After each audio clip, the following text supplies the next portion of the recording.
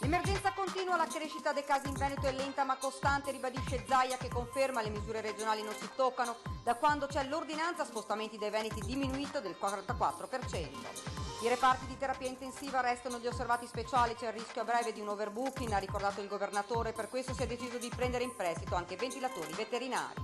Sono state oltre 1000 le aziende controllate dagli Spisal in Veneto per un bacino complessivo di oltre 100.000 lavoratori. Per l'assessore Lanzarini il quadro emerso è buono.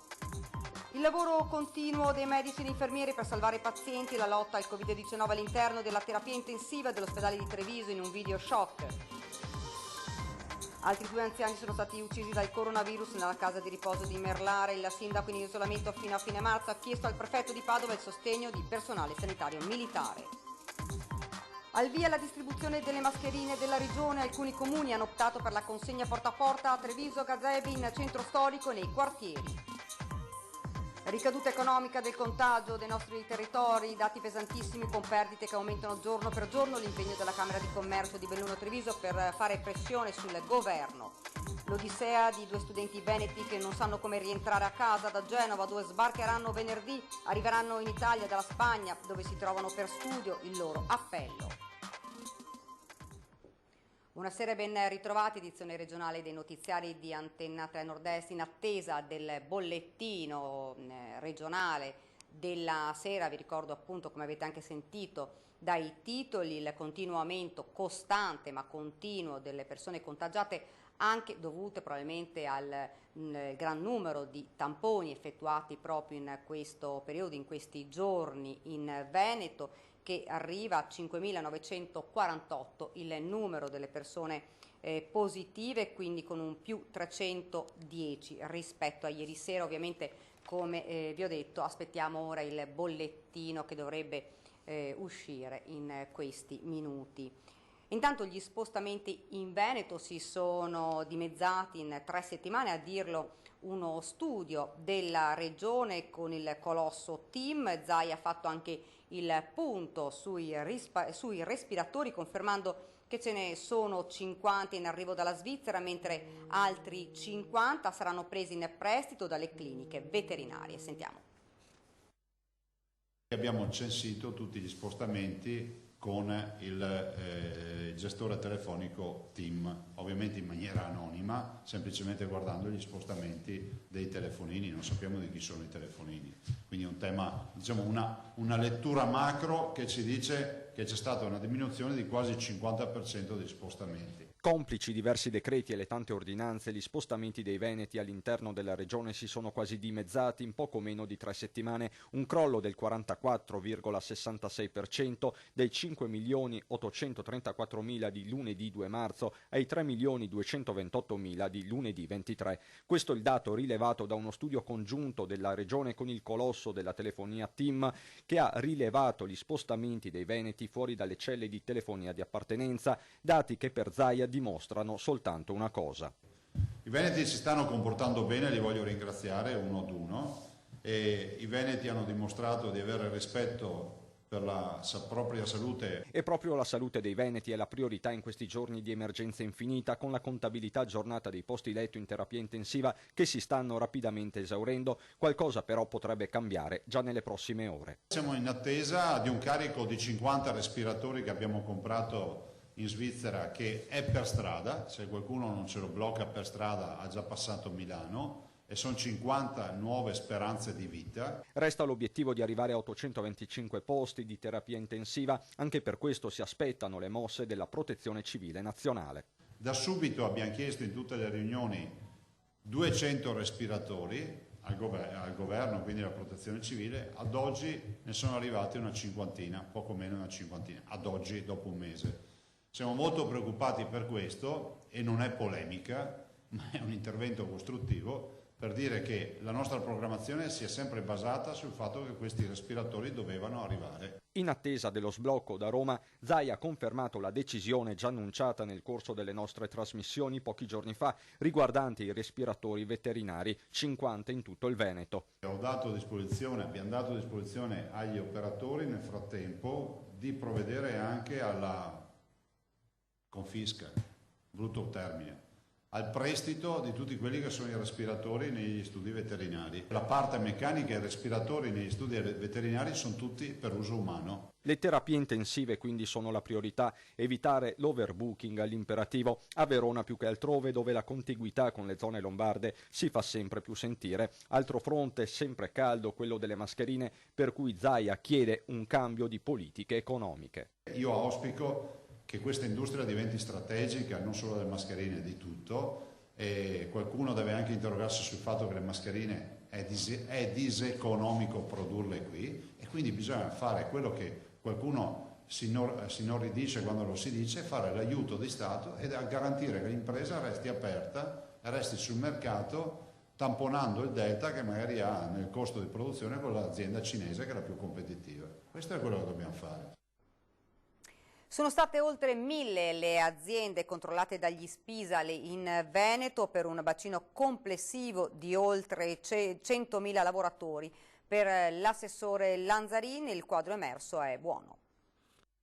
Dal 16 di marzo al 20 di marzo sono state controllate 1085 aziende per un totale di 108.256 lavoratori, quindi capite insomma che sono state controllate un bel po' di aziende in ogni azienda sanitaria, quindi nelle 9 aziende sanitarie della nostra regione tramite gli Spisal. Dalla logistica alla grande distribuzione passando per la metalmeccanica e i trasporti, sono diversi settori che sono stati controllati in 7 giorni dagli Spisal del Veneto, prima della stretta ulteriore voluta dal governo tra sabato e domenica con le nuove chiusure. Solo nella giornata di lunedì 23 marzo, per esempio, le imprese venete messe sotto la lente sono state 233, con il record di Treviso, ben 85 tra aziende del distretto del mobile e della coltivazione dell'uva. Nelle altre province i controlli sono stati dagli 8 di Belluno ai 26 di Padova, diversi gli aspetti indagati. Abbiamo verificato che ci fossero il distanziamento tra le persone di almeno 1 metro, che fossero presenti detergenti igienizzanti per il lavaggio delle mani, la presenza dei prodotti disinfettanti per la pulizia delle superfici, la cartellonistica varia. E quindi anche tutto quanto riguarda il regolamento per quanto riguarda le mense, i servizi igienici, spogliatori, insomma che fosse garantita anche qui insomma pulizia e igienizzazione. L'azione degli Spisal ha fatto emergere, a sentire la stessa Lanzarin, un quadro confortante. Non mi risulta che sia stata chiusa nessuna azienda. È emerso che la situazione è una buona situazione, quindi le ditte hanno capito e hanno subito provveduto a distanziare le persone ai posti di lavoro, hanno provveduto anche a recuperare i prodotti per l'igienizzazione, per la pulizia delle mani e quant'altro, quindi insomma noi abbiamo comunque un riscontro positivo da questi controlli. I reparti di terapia intensiva degli ospedali del Veneto sono gli osservati speciali di questa emergenza. È qui che pazienti in gravissime condizioni vengono intubati per riuscire a respirare. Ora vi facciamo vedere in esclusiva un video molto forte che mostra le immagini della terapia intensiva del Cafoncello di Treviso, dove ogni giorno medici ed infermieri combattono per salvare vite umane e dove decine di pazienti lottano tra la vita e la morte.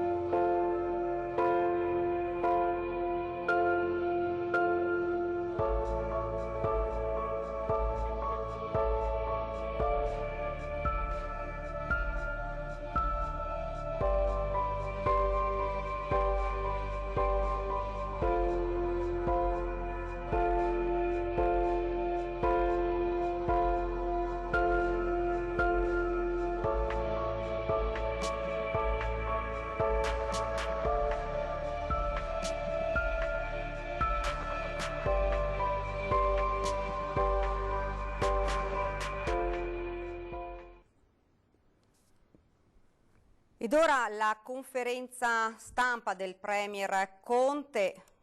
Stiamo provando, un attimo abbiamo un problema. Intanto vi facciamo vedere la situazione del direttore generale del San Bortolo di Vicenza intanto, e cerchiamo di ripristinare subito il collegamento per la conferenza stampa del Premier Conte.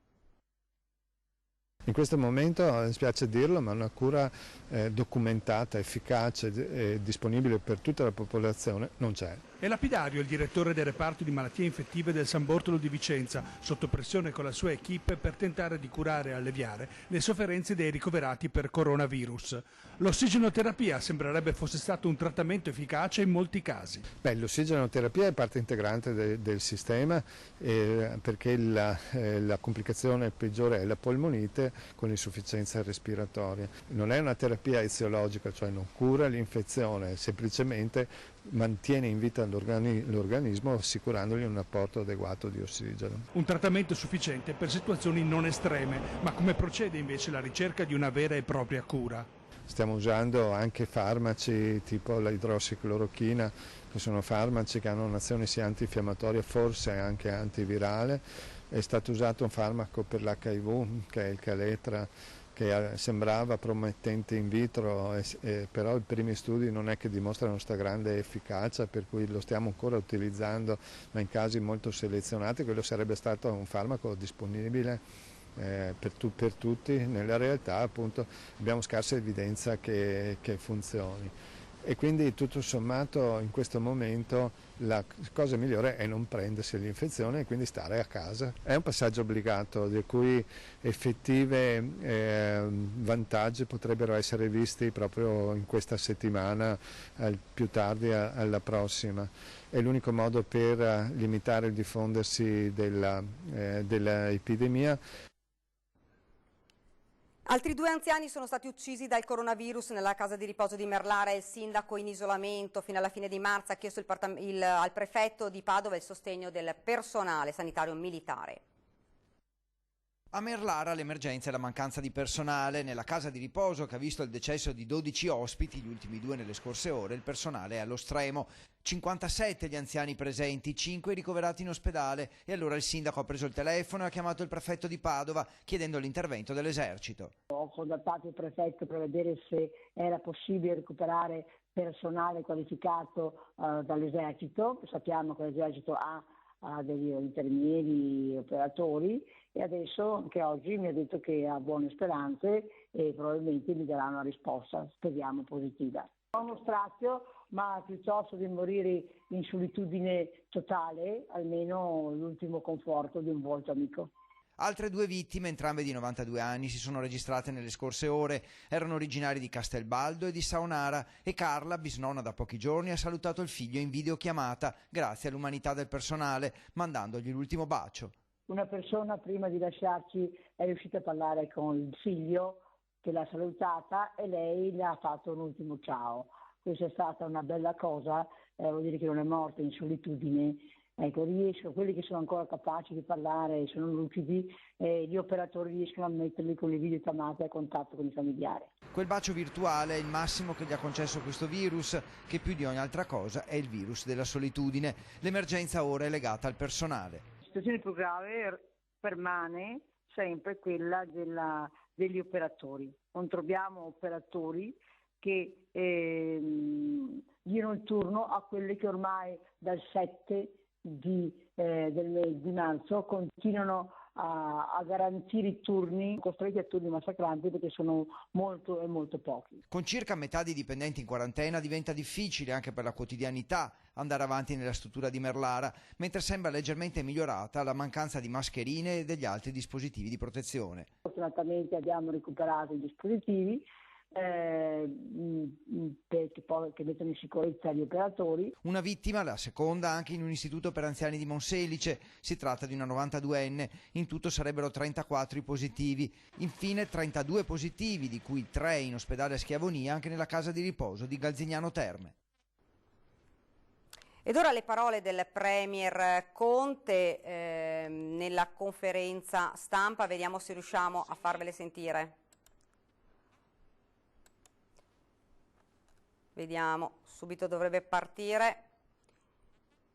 Buon pomeriggio a tutti. Si è appena concluso da poco un Consiglio dei Ministri nel corso del quale abbiamo deliberato l'adozione di un decreto legge. È un decreto legge che riordina un poco quella che è la disciplina anche dei provvedimenti che stiamo adottando in questa fase emergenziale. Faccio una premessa. Il nostro assetto ordinamentale non prevedeva ovviamente una specifica emergenza di questo tipo, per cui noi sin dall'inizio abbiamo adottato un decreto legge che poi ha dato la possibilità con successivi DPCM, ormai famosi DPCM, di poter adottare specifiche misure tenendo conto ovviamente dell'andamento epidemiologico del coronavirus. Con lo strumento dei DPCM noi abbiamo uno strumento flessibile che, come ormai noto anche a tutti coloro che ci stanno seguendo, a tutti voi che ci state seguendo, ci consente di dosare le misure di contenimento, di mitigazione del rischio e di prevenzione in funzione appunto della diffusione del contagio. Con questo decreto legge abbiamo anche regolamentato più puntualmente e in modo ancora più trasparente i rapporti tra questa attività del Governo e il Parlamento. Prevediamo ad esempio che ogni decreto adottato, ogni iniziativa governativa venga poi trasmessa ai Presidenti delle Camere e che il Presidente del Consiglio o un Ministro delegato, quindi che io vada a riferire periodicamente, ogni 15 giorni, sulle misure adottate al Parlamento, in modo da consentire che anche il Parlamento, dove siedono i rappresentanti del popolo, possa seguire continuamente, essere edotto su quelle che sono le misure adottate, su quelle che sono ovviamente gli strumenti di reazione posti in essere dal Governo per contenere la diffusione del virus. Un ultimo aspetto significativo, anzi altri due ulteriori aspetti significativi sono: uno è abbiamo regolamentato anche in modo lineare i rapporti tra gli interventi del Governo, quindi dell'autorità centrale dello Stato, e le regioni. Lasciamo che i presidenti delle regioni o delle province autonome possano adottare nell'ambito esclusivo delle proprie competenze, possono adottare anche provvedimenti, misure restrittive e, se del caso, anche più restrittive, misure più severe, ovviamente però rimane la funzione di coordinamento. Dunque avete sentito la conferenza stampa del Premier Conte. Ora andiamo avanti, ci spostiamo a Padova perché è iniziata la distribuzione delle mascherine arrivate le mascherine arrivate in dono dalla Cina al comune di Padova. Vediamo com'è andata. È molto bella, aiuta molto anche le persone. Lei si è messo in coda? Sì, cercando di rispettare lo spazio tra una persona e l'altra. No, sa cosa? Che bisogna specificare con il gazzettino. In fila, in ordine e tenendo la giusta distanza. Così hanno reagito i padovani alla distribuzione delle mascherine che il comune di Padova ha ricevuto in dono dal sindaco di Guangzhou. Circa 70.000 pezzi messi a disposizione delle farmacie cittadine. C'è coda, vengono a prenderli, spesso sono destinate 2 a persona. Qualcuno ne chiede ovviamente di più, però per accontentare tutti è anche giusto darne 2 persone. In molte farmacie è stata creata una corsia preferenziale per chi doveva ritirare solo le mascherine, 2 a persona, in maniera da distribuirle il più possibile. Un aiuto sicuro, visto che non se ne trovano, è difficilissimo da averne. È quasi impossibile. Voi non riuscite a trovarne? Noi le abbiamo fatto degli ordini, anche già pagati, perché bisogna pagarli in anticipo, e ancora stiamo aspettandoli. Palazzo Moroni sta cercando di recuperare anche altri dispositivi di protezione, in modo da renderli disponibili alla cittadinanza e agli ospedali soprattutto. Un compito che non si sta rivelando per nulla semplice. Lo spero, noi stiamo aspettando altre mascherine, ma finché non arrivano è meglio starsene zitti. Perché nelle varie dogane, quando arrivano, c'è qualche distrazione, chiamiamolo così. Per niente noi mandiamo l'Interporto con il dottor Tosetto, che è il capo dell'Interporto, non è che di solito faccia queste cose, però si sta impegnando proprio perché l'organo di Padova, ad esempio, da noi collaborano benissimo, e altri organi è un po' più complicato, un po' più difficile. E la notizia dalle parole del Premier Conte che viene aumentata la multa da 400 a 3.000 euro per le violazioni. Questo spiega nel nuovo decreto. Ed ora ci fermiamo per una piccola pausa pubblicitaria.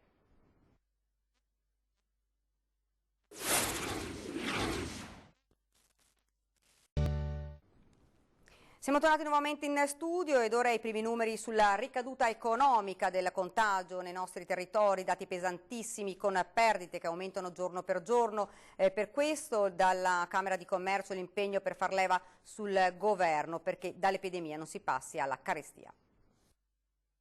Non sappiamo se e quando ripartirà e come ripartirà, quindi la vedo molto dura. Io sono sempre stato uno di quelli che ha sempre visto il bicchiere mezzo pieno e stavolta comincio ad avere qualche dubbio che ci sia ancora qualcosa dentro questo bicchiere. Una voce per tutti gli imprenditori che vivono in tensione questo tempo di contagio e di fermo quasi totale della produzione. E a questa voce la nostra Camera di Commercio cerca di dare una risposta, analizzando la situazione per indicare già da ora quali dovranno essere le linee di intervento già il giorno dopo la fine del contagio. I numeri sono da tempo di guerra, oltre il 50% di imprese chiuse con dipendenti in cassa integrazione, già 400 milioni di perdita solo per la Marca Trevigiana calcolata negli ultimi 15 giorni, che diventano 1,5 miliardi di euro per il Veneto. A questo va sommata la perdita incalcolabile del portafoglio clienti, passato con il fermo produzione ai concorrenti stranieri, il più delle volte con contratti vincolanti almeno per 5 anni. Ma non basta, ferma tutta la filiera turistica che deve già guardare alla stagione invernale 2020-2021 per avere i primi ritorni da mercati importanti come Germania e Francia. Insomma, mesi di grandi incognite, dove gli interventi economici devono essere come un vero e proprio antidoto alla carestia. I primi provvedimenti sono proprio quelli legati al credito, perché bisogna sostenere queste imprese, soprattutto le microimprese, le piccole imprese, quelle del commercio. Spostare di 4 giorni il versamento IVA oppure spostare di qualche mese gli adempimenti fiscali non serve a salvare le imprese, assolutamente. L'altro intervento è quello di intervenire presso la BCE, quindi l'Eurotower, perché cambiano le regole di Basilea 3, perché con questi parametri qui le nostre aziende non possono accedere al credito. Già in regime normale, figuriamoci adesso. Per il Presidente Pozza nei prossimi decreti governativi dovranno esserci certezze e liquidità, credito bancario e congelamento delle imposte, per non ripetere gli errori e gli orrori del 2008. Il Veneto è stata la regione che ha dato un contributo in vite umane più alto di tutta Italia. Quindi abbiamo quella esperienza, ci salviamo dal coronavirus, ma dobbiamo salvare gli imprenditori anche dopo il coronavirus. Direi proprio di sì, bisogna combattere la pestilenza ma non creare la carestia. Bisogna assolutamente che ci sia questo piano Marshall, che il governo liberi le risorse per far partire tutti quei cantieri pubblici che sono fermi e di mettere nel mercato della liquidità in modo tale da sostenere tutte le imprese, soprattutto quelle piccole e medie che sono l'ossatura del nostro paese, l'ossatura del nostro Veneto, e solo così si potrà ripartire. Il Premier Conte ha anche detto nessuna proroga, emergenza al 31 luglio, è solo uno spazio teorico, ma ho fiducia, finisca prima.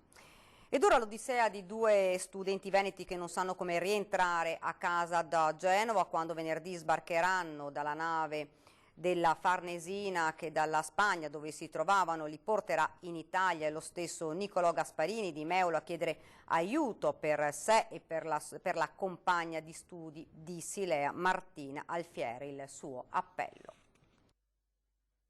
Lui è Nicolò, 21 anni, di Meulo, studente Erasmus, bloccato a Barcellona con Martina, anche lei studentessa Erasmus, ma di Silea, in provincia di Treviso. Ci ha mandato questo video per chiedere aiuto. Non sanno chi potrà portarli a casa una volta sbarcati a Genova, dice. Giovedì mattina io e la mia amica Martina partiremo col traghetto delle grandi navi della Farnesina da Barcellona per arrivare a Genova al mattino seguente.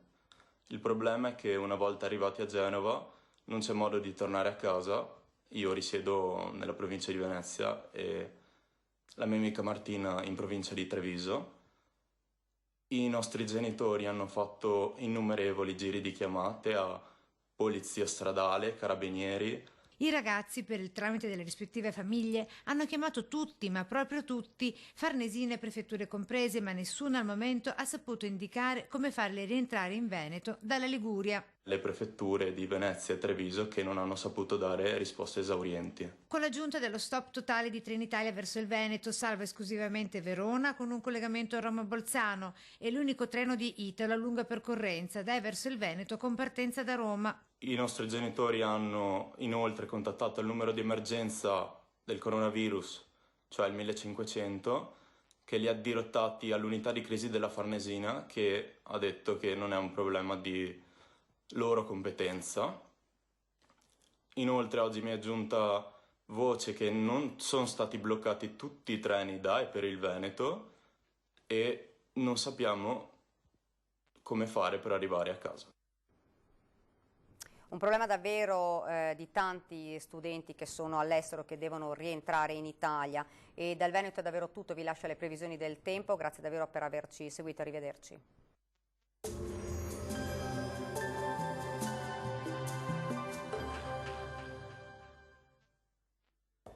Bentrovati al meteo. L'irruzione di aria fredda siberiana avrà conseguenze anche nella giornata di mercoledì 25 marzo. Ma vediamo la previsione nel dettaglio. Sul Veneto condizioni di tempo in prevalenza asciutto e stabile, il cielo si presenterà tuttavia molto nuvoloso e coperto. Vedete, al pomeriggio non si escludono anche dei rovesci sul bellunese. Temperature fredde, minime comprese tra -3 e 2 gradi, massime oscillanti tra gli 8 e i 10 gradi. Ci spostiamo ora sul Friuli Venezia Giulia, anche qui il cielo sarà grigio e nuvoloso, senza piogge, al pomeriggio non si esclude anche qualche parentesi maggiormente soleggiata. Temperature minime tra lo 0 e i 2 gradi, massime invece tra 6 e 11 all'incirca. Uno sguardo infine alla situazione del Trentino Alto Adige. Il cielo anche qui sarà coperto un po' dappertutto, qualche sprazzo di sole al pomeriggio sui settori più settentrionali della regione. Temperature minime tra -1 e 1 grado, massime invece tra 10 e 11. Dal meteo di Antenna 3 per ora è tutto, grazie per l'attenzione e arrivederci.